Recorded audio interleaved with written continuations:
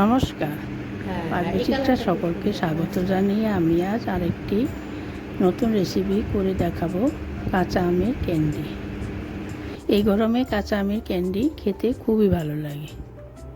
তার জন্য এখানে আমি বড় সাইজে 4টি কাঁচা আম নিয়েছি। এখন আম আমি ভালো করে ধুয়ে নেব। ধোয়া হয়ে গেছে, এখন আমি খোসা ছাড়িয়ে নেব। আমের খোসা ভালো করে ছাড়িয়ে নিতে হবে, যাতে আমের মধ্যে কোনো রকম সবুজ অংশ না থাকে। সবুজ অংশ আমের মধ্যে যদি রয়ে যায় তাহলে আম টক লাগবে, চিনির পরিমাণ বেশি লাগবে। আমি এখানে বটির সাহায্যে আমের খোসা ছাড়িয়ে নিচ্ছি। আপনারা বটি বা ছুরির সাহায্যে খোসা ছাড়িয়ে নিতে পারেন। যেটাতে বেশি সুবিধা হয় সেটা দিয়ে খোসা ছাড়িয়ে নিতে পারেন। দেখুন আমার খোসা ছাড়ানো হয়ে গেছে। আমের মধ্যে একটুকু সবুজ অংশ লেগে নেই। এখন আমি পিস করে কেটে নেব। দেখুন আমি আম লম্বা পিস করে কেটে নিয়েছি। এখন দিয়ে নেব।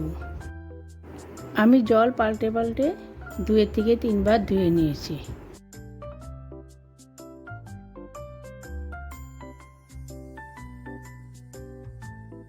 দেখুন ধোয়া হয়ে গেছে, কতটা কালো জল বেরিয়েছে।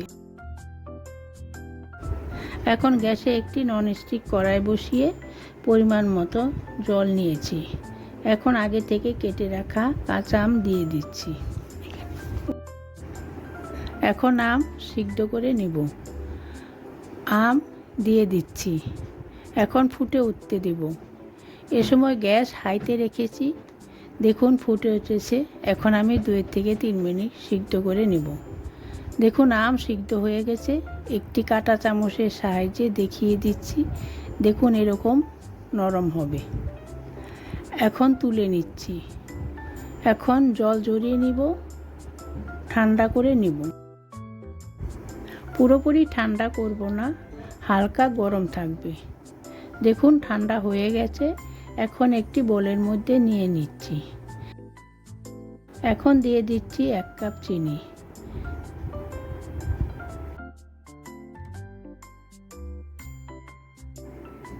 চারটি আমের জন্য 1 কাপ চিনি ঠিকঠাক মাপ। আর সুন্দর একটা কালারের জন্য দিয়ে দিচ্ছি অল্প পরিমাণে একটু সবুজ রং।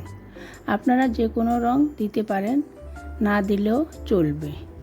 এখন ঢাকা দিয়ে রেখে দেব সারা রাত। দেখুন পরদিন সকালবেলা এখন আমের পিসগুলো ছেঁকে নেব। এইভাবে একটি ছাঁকনির উপর রেখে 5 মিনিটের জন্য রেখে দিব, সম্পূর্ণ জলটা যাতে ঝরে যায়।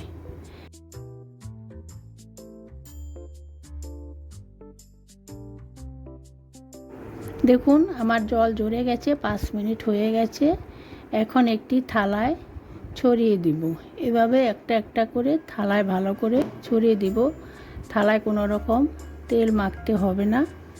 এখন রোদে শুকিয়ে নিব। দেখুন আমি কড়া রোদে শুকিয়ে নিব। দেখুন আমার এক পিঠ হয়ে গেছে। এখন আমি উল্টিয়ে দিচ্ছি।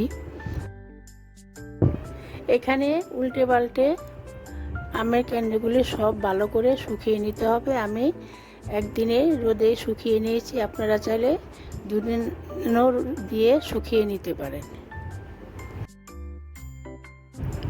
ভালো করে না শুকালে আমের ক্যান্ডিগুলো খেতে ভালো লাগবে না, টক টক লাগবে।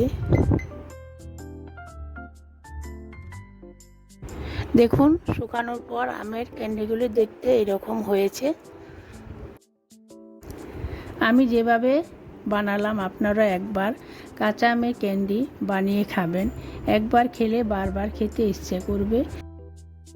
আমার চ্যানেলটি সাবস্ক্রাইব করবেন, পাশে থাকবেন, ভিডিওটি দেখবেন। ধন্যবাদ। আমার চ্যানেলে কাঁচা আমের আরও অনেক রেসিপি রয়েছে, দেখবেন, কমেন্ট করে জানাবেন।